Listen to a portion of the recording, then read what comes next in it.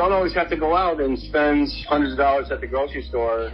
Just because it's in a recipe and it says X ingredient doesn't mean you can't sub out, other types. Let's say there's a sugar in there, you can't sub out like maple syrup or brown sugar or molasses I think that's where some of the fun comes in. Hi everyone, this is Stephanie Gravelisi, and welcome to another episode of Food Stories Told. Today we'll be discussing a dish that just might take you back to memories of backyard parties, family picnics, holiday gatherings, and much more. It's deviled eggs. But we're not just sticking with the classics here. Meet Chef Daniel Fox. Over at Heritage Tavern in Madison, Wisconsin, he's turned the humble deviled egg into a showstopper. And here's the best part. For folks at home, like myself, who want to shake things up, he's joined me to share a few tips and tricks. So what's the secret to getting those eggs just right? How do you mix up the filling that's as smooth as silk and packs a punch? And how about making those flavors your own? Chef Fox is laying it all out for me. By the time we're done, you'll have everything you need to whip up deviled eggs that'll be the talk of the town, or at least the dining room table. Get ready to up your egg game. We're going step by step to make sure the next plate of deviled eggs you serve up is nothing short of amazing, and if anything else, tasty. In addition, it's not all about eggs here. We'll be talking a bit about his team, the power of collaboration in the kitchen, and how deviled eggs have become a special food in his universe. So, are you ready to talk shop? Or talk eggs? And get some ideas for how to adapt some of these flavors in the kitchen? Let's dive in. Well, I grew up in the Midwest, and deviled eggs are pretty classic picnic food, and so they're always kind of something that I was kind of nostalgic about. And I worked at a private club for a little while in Madison. That was pretty much my only other main job besides owning Heritage. With the club, we had to do all sorts of different types of themed dinners. And one themed dinner was kind of like a roaring 20s theme, and we got the idea to run a spin on deviled eggs. So I did a huge platter of like everything we could dream up, like 15 different varieties, and kind of lined them all up on the platter. And every variety had their own specific row, and it was very dramatic, and people really got into it, and I was very much a crowd pleaser. So out of the popularity of that, as I was designing my own restaurants, in the original concept, I had like supper club in my business plan. I took that out. We're not a classic supper club, but there's kind of some kind of foundation there. And of course, deviled eggs have their place in supper clubs and kind of, again, nostalgic Midwest and Wisconsin fare. So I took this idea that we dreamed up once upon a time and put it on our menu. I went around and hunted down a bunch of antique deviled egg plates. Like 3 and 6, we just use a normal plate, but when you order a dozen, they're served on one of our antique plates. I have like Jadeite and Fire King and other really fun glass antique plates, and we just kind of have a good time with it. And it started out with some specific flavors that I really loved. We have the pork fried rice, the spicy tuna, and the beet pickled egg. That beet pickled egg I actually found it was an Amish recipe that I read in Savor magazine that I thought was kind of cool, with dyeing the white red. And then from there, I challenged my chefs to kind of come up with some crazy concepts, and we've had anything from like a beef tartare egg with a raw quail egg on top. Nice. So it's kind of like a quail egg yolk, so it's kind of like an egg and an egg. We've taken the white and 3-step breaded it and fried the white and made like a little pork rillette as the filling. Yeah. We've done a turmeric and curry egg, so it's kind of nice, cool yellow color, and on and on. We've done like an everything bagel egg, everything's bagel spiced with a little smoked salmon and a little bagel chip. So it's kind of, we just kind of take novel, familiar ideas like fried rice or, the tartare egg or whatever, and we throw them into a deviled egg. And of course, we test it out to make sure that the flavor combination works. And people really get a kick out of all the different variations that we've come up with. That's awesome. As far as coming up, that your team kind of weighs in as well on these, and they're kind of part of a process if they have an idea. So it sounds a little bit collaborative. Very collaborative. With Heritage, we try to run a very creative, inclusive kitchen to give people an outlet for their creative juices. Some eggs have come to the drawing board and not worked out so great, and others have done really, really well. So it definitely gives my team a way to express themselves, and over time just dialed in some really fun flavor profiles. As I mentioned, we've come up with all crazy different ideas. That's fun. During the 10 years we've been open. Do you have one that's like a favorite of yours? There's probably two I can think of. The pork fried rice is really, really fun. We raise heritage pigs as part of our business model, and it kind of highlights a little really flavorful piece of pork belly. Char siu, it's char siu pork bellies. Typically, char siu is like those little red bits of pork that you find in fried rice. You probably know that. And that we kind of did a riff on that with pork belly with our own little char siu glaze. And then the other one was the beef tartare egg I mentioned. So it's we have the whites that we put into an olive brine. It's like an olive caper brine to give it a little bit of extra flavor. And for the filling, we have kind of a little almost traditional egg yolk filling, just a little bit in the center of the egg white. On top, we have beef tartare, pretty classic beef tartare. So it's raw beef with shallots, a touch of minced garlic, a little caper, lemon juice, and olive oil. Then we made a little divot in the tartare and put a raw quail egg yolk on top of that. That's cool. I can fit the visual of that in my mind. That's really cool. That's awesome. Do you have a general sense of how many eggs y'all go through a week? In a busy week, we probably go through like 5 cases of eggs. Wow. Let's talk about tips. I mean, it seems like you and your team have a lot of different levers, whether it's the toppings or the filling or even how you treat the egg white. What would you say maybe 5 tips folks can take with them? I would say that a few tips I would have. One, don't be afraid to be creative. I think that deviled eggs is the egg is a kind of blank canvas as I look at it, and it is a great vehicle for some really fun flavors. And don't be afraid to make mistakes. Part of the cooking process, you're supposed to make mistakes. That's how we learn. And we definitely take a philosophy, tried and true, when it comes to creating new flavors. There's no bad ideas. We just end up tweaking the idea maybe.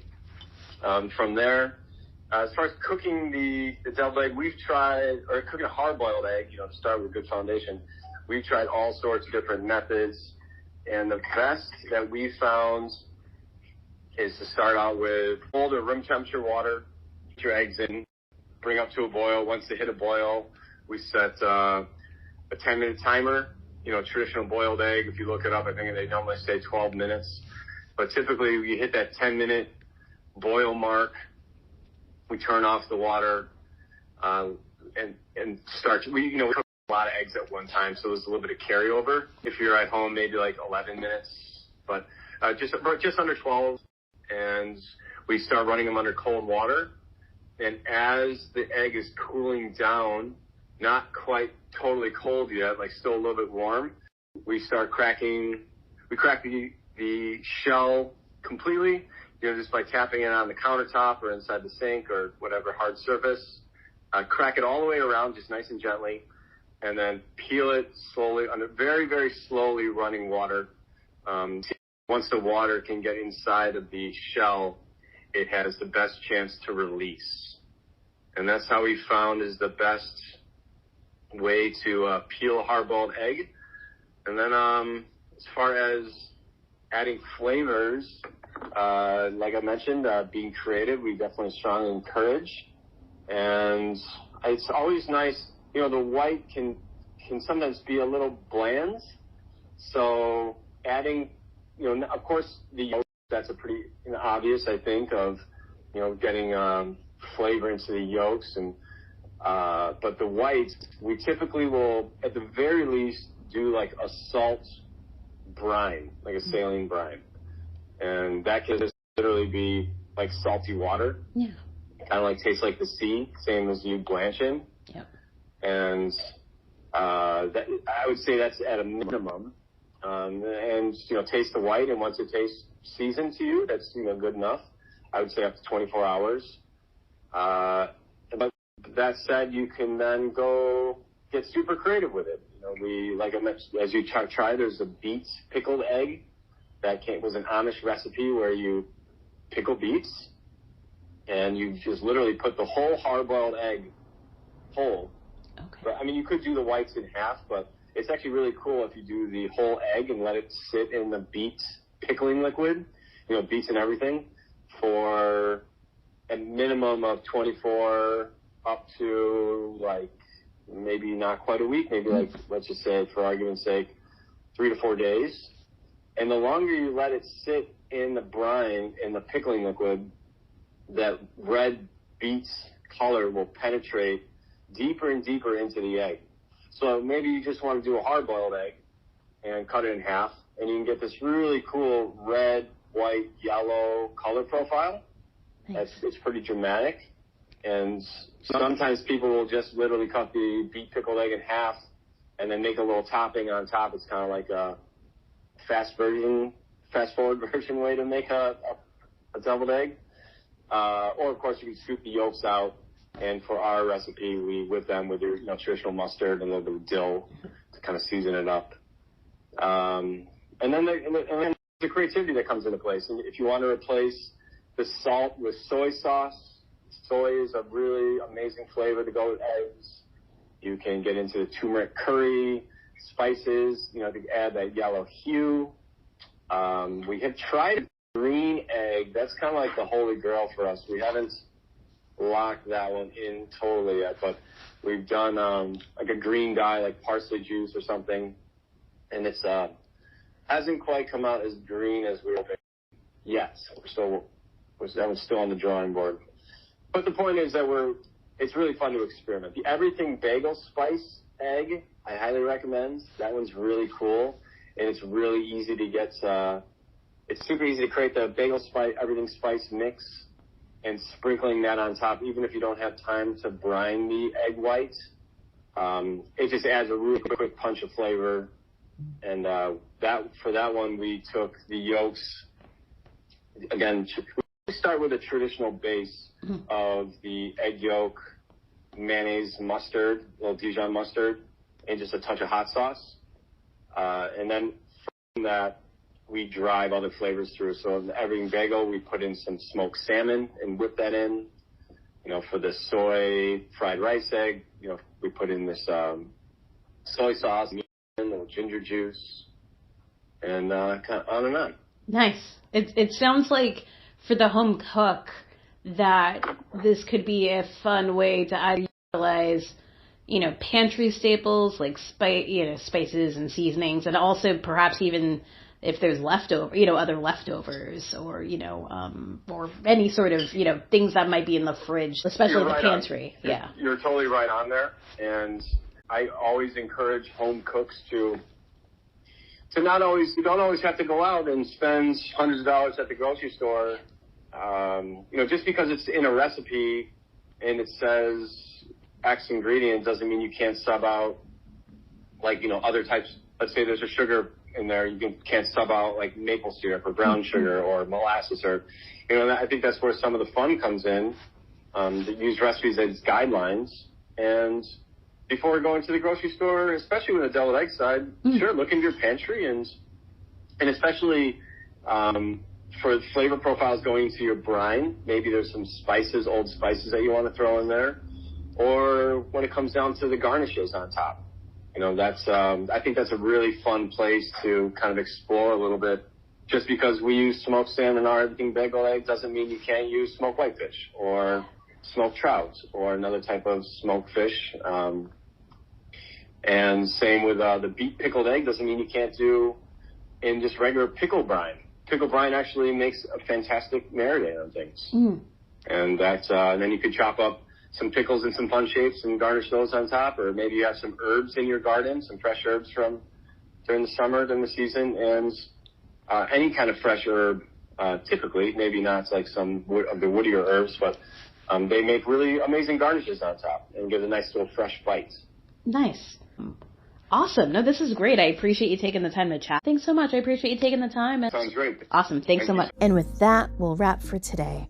A big thank you to Chef Daniel Fox for chatting with us and sharing his tips for making deviled eggs your own, based on great pantry ingredients and your own flavors. I hope to spark some fun ideas for you that you might try cooking at your next family gathering. Remember, cooking isn't just about the steps in the recipe.